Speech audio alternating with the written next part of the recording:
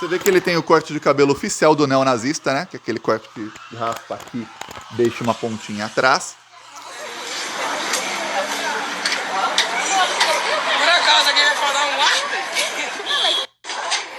Aí, ó, ninguém fez absolutamente nada, as crianças ficaram com medo, e aí as crianças relataram o seguinte: quem tentou impedi-lo antes aí de começar a gravar, ele ameaçou ali agredir as crianças. As crianças aí, você viu, não era, eu falei crianças e adolescentes, mas você vê aí que é criancinha aí de 11 anos, 12 no máximo, algumas aí até mais jovens. Tá aqui a foto do terrorista que foi lá, não foi preso, viu? Esse é o Brasil, não foi preso, é capaz ainda dele processar, porque o Brasil me processar e processar quem tá expondo, porque o Brasil é o país em que é o poste que faz xixi no cachorro, viu?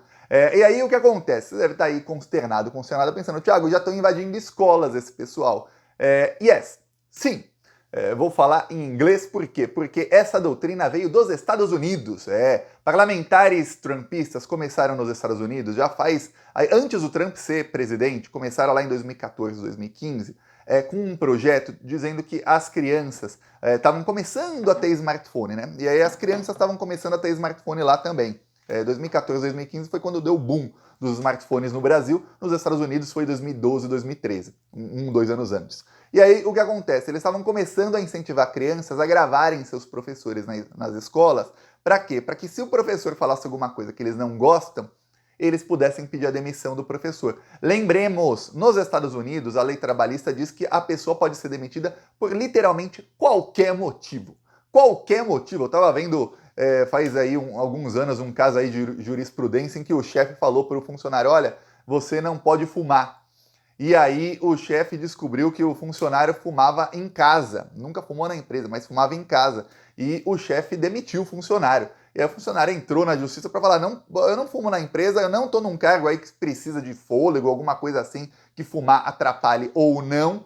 Se eu não fumo na empresa, eu não estou tirando o tempo de trabalho da empresa para ir lá sair para fumar, qual é o problema do que eu faço na minha casa? E a justiça falou: se o chefe mandou você não fumar, você não pode fumar. Ele não quer gente que fume, acabou. Não interessa se precisa de fôlego, se fumar interfere ou não no seu trabalho. Acabou. Esse é o nível lá. Então lá, eles começaram isso exatamente para demitir professor mesmo. E para pressionar escolas, sejam elas públicas ou não, para que demitissem professores. E aí isso foi importado no Brasil pelo aquele pessoal que gosta de neonazismo, que é o MBL, aqueles que dizem que o nazismo deveria ser permitido. Pois bem, aí depois o bolsonarismo se apropriou dessa pauta, e aí tem um parlamentar bolsonarista, que é um dos mais perigosos, que é o Gustavo Geia. Ele passou a fazer vídeos, inúmeros vídeos no canal dele no YouTube, de 2020 para cá, incentivando pais a dizerem a seus filhos para que filmem professores e fazendo listas de professores que devem ser aí repudiados. Então ele faz lista de professores comunistas, professores doutrinadores, faz listas de escolas principalmente privadas, né, que querem ter mais alunos. Ele faz listas de escolas que não demitiram os professores.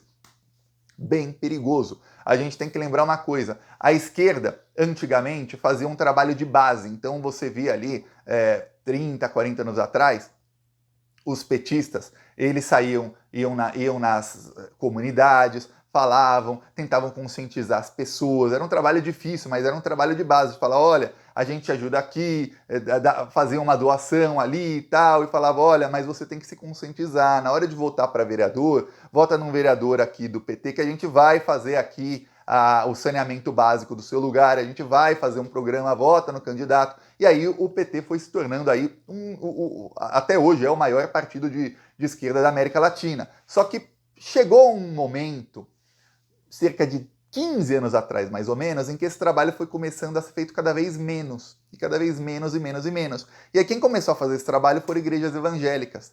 E aí até mais ou menos metade do governo Dilma não tinha um problema tão grande, porque essas igrejas evangélicas queriam fazer parte do governo e estavam mais ou menos atreladas ali. Não estavam atreladas ao governo Dilma, mas os parlamentares evangélicos votavam, eram base do governo Dilma.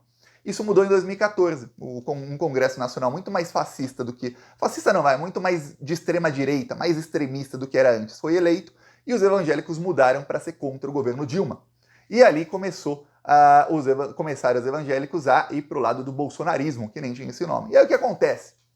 Eles passaram a fazer esse trabalho de base. E a extrema-direita passou a fazer esse trabalho de base. E a extrema-direita passou a entender algumas coisas. Primeiro, eles têm que dominar conselhos tutelares. Segundo, eles têm que dominar o que é ensinado nas escolas. Por quê? Porque a criança, isso eu lembro que eu falava para os petistas em 2013, 2014, eu falava para a gente da direção do PT, falava para parlamentares em grupos, e eu falava, olha, o Bolsonaro vai acabar se elegendo presidente daqui 4 ou 5 anos no máximo. No máximo 2022 não passa. Por quê? Porque o pessoal que vota nele e que faz campanha para ele são adolescentes que hoje não votam, mas depois vai votar. E a resposta era sempre, é só moleque de 13, 14 anos que gosta desse Bolsonaro. Pois bem, 5 anos depois eles votaram e aí a gente viu o que aconteceu. E não só votaram, é adolescente que tem muito tempo para fazer campanha política. Então vai para a escola de manhã e tem o resto do dia inteiro livre para ficar no celular, e gente que gosta de aprender, que não tem problema de tentar aprender uma coisa e não consegue, vai insistir, diferente da esquerda, em que muita gente já tem emprego, faz nas horas vagas e tal. E aí eles entenderam o seguinte, eles têm que dominar as escolas.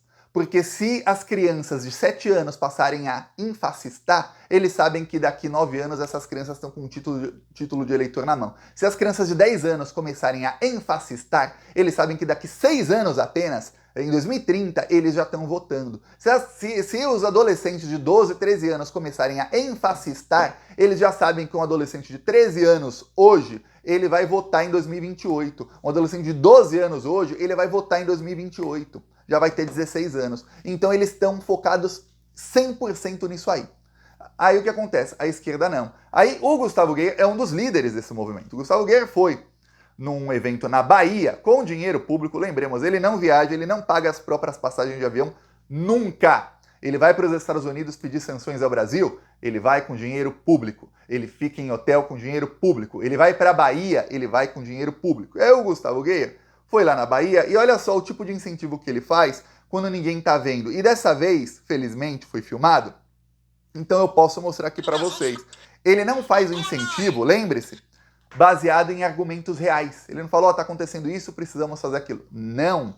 A extrema-direita sabe que eles precisam causar uma sensação de desespero nas pessoas para que elas façam alguma coisa e uma sensação de revolta. Então, olha só. Ele mente e aí ele pede para que aconteça o que aconteceu dias depois. O CONAI, que vai ser o conselho para fazer a educação dos próximos 10 anos, está entregando o bottom do Hamas. Pelo amor de Deus, se isso já não for o bastante para arrebentar aquela porra toda... Desculpa.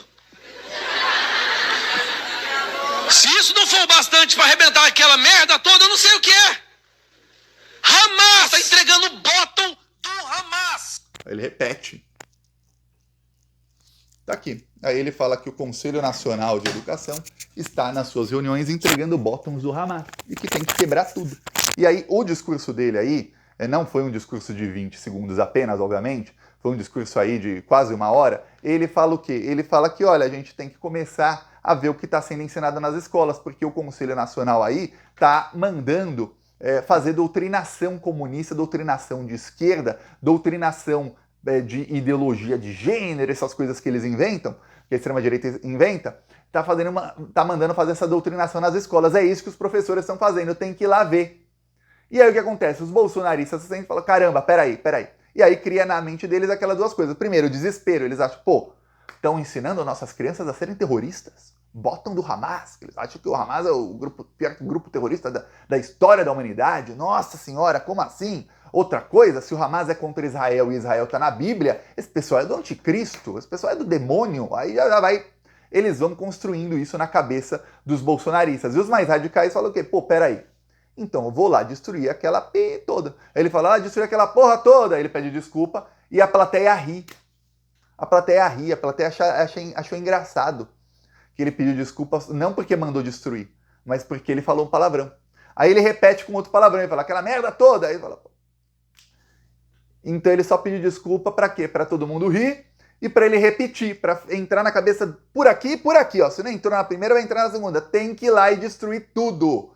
Aí ele fala do Conselho Nacional, só que o contexto todo, aí ele fala que isso está sendo levado para escolas públicas. E aí em Cascavel, que é uma das cidades mais nazistas do Brasil, o estado mais nazista é Santa Catarina, infelizmente, E Cascavel, infelizmente, é uma das cidades mais nazistas do Brasil. Lá, um bolsonarista, aí, que não sei se é ou não, muita gente tem esse corte de cabelo e não é neonazista, mas tem uma chance enorme de ser, ele vai lá e resolve, pô, vou entrar na escola e destruir. O que tem aí de errado? O que estão doutrinando na escola? Ele não achou nada de ideologia de gênero, não achou nada de, olha, estão incentivando as crianças a fazerem sexo precoce. Não achou isso, porque não existe. Não achou nada, olha, estão incentivando as crianças a serem trans, porque não existe esse incentivo aí que eles falam. Não achou nada de pedofilia, não achou nada de bottom do Hamas. O que ele achou? Achou ali um trabalho de escola em que algumas crianças estavam pedindo para não privatizar algumas coisas. No caso, o governo do Paraná está privatizando mais de 300 escolas. Foi aprovado essa semana passada.